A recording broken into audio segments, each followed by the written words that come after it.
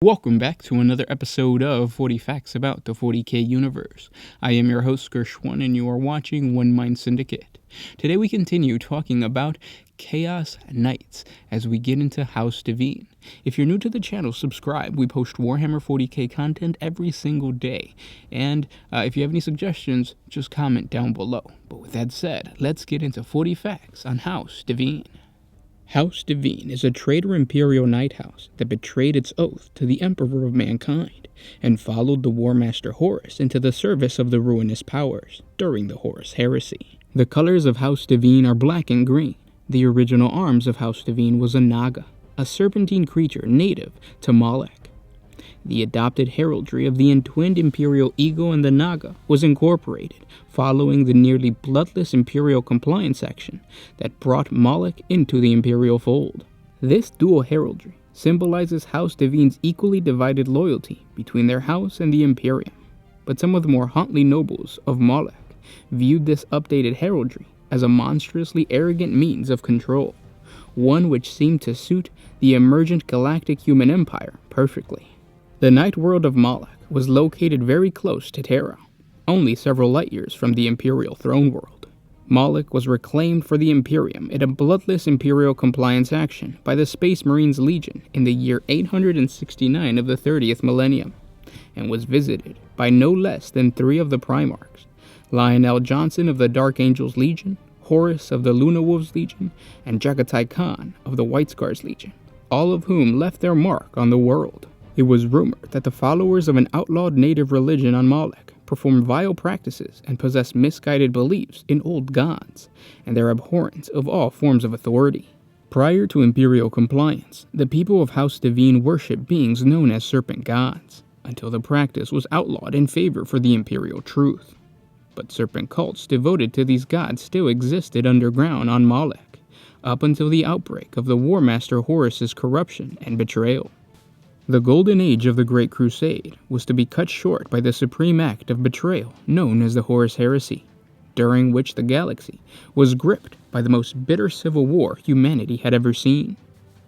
Across the new Imperium, traitors clashed with loyalists for the fate of mankind.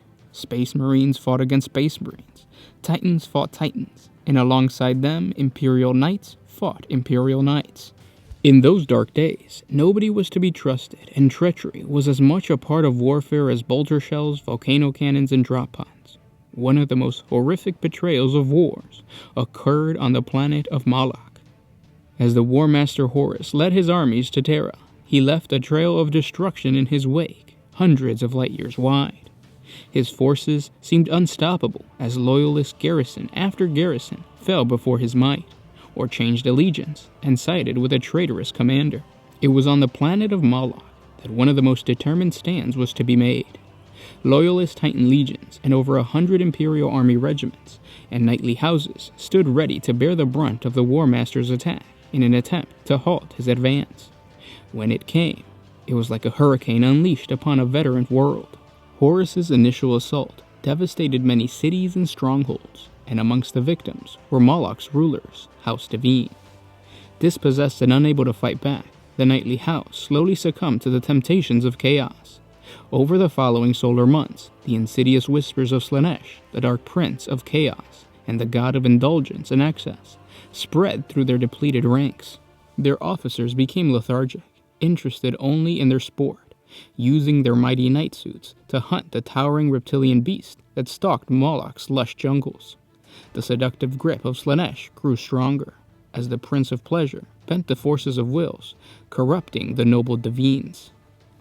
Soon they met in secret cabals, performing depraved rites and ceremonies within the heart of the loyalist camp. No act was too shameful or disgusting. The sensations of the moment became their only desire. When Horus launched a massive offensive, the Knights of House Devine committed an act of treachery and turned on the troops who remained loyal to the Emperor. As the War Master unleashed a massive, coordinated assault, the planet's defenders were thrown into disarray when the plasma reactor of the Imperial-class Titan, Paragon of Terra, was destroyed. Thousands of loyalists were immolated in a blinding flash as a miniature sun erupted from the Titan's core to leave a smoking crater half a mile wide. In the wake of the catastrophe, A spearhead of traitor titans marched through the gap in the Imperial lines. Caught between the treacherous knights of House Devine and Horus's rampant forces, the shattered remnants of Moloch's defenders were slaughtered without mercy. They were totally defeated, so brutally that only 1 in 100 of the troops of the Imperial army survived the campaign. Since the first betrayal, only a handful of knightly houses have been corrupted by chaos, even when the Forge Worlds, to which they owed fealty, became part of the Dark Mechanicum. As the events of the Horus heresy neared their tragic conclusion, 7 standard years after the fateful betrayal of Isfan III, Horus was confronted and defeated by the Emperor aboard his flagship, the Vengeful Spirit. Though the Master of Mankind was mortally wounded and had to be interned within the cybernetic life support mechanisms of the advanced, psychically augmented technology known as the Golden Throne. Though Horus lay dead at the hands of the Emperor, so high was the cost of victory that many loyalists sought solace in hounding the fleeing traitors across the stars, rather than face the task of rebuilding that shattered Imperium. This campaign of vengeance is known as the Great Scouring. The surviving loyalist knightly houses, with the strength to fight, unanimously join in their crusade of retribution, believing the honor of the many to be stained by the treachery of the few. The Imperial Knights hunted down the knightly houses that sided with Horus, with extreme prejudice, seeking to redeem their tarnished reputation.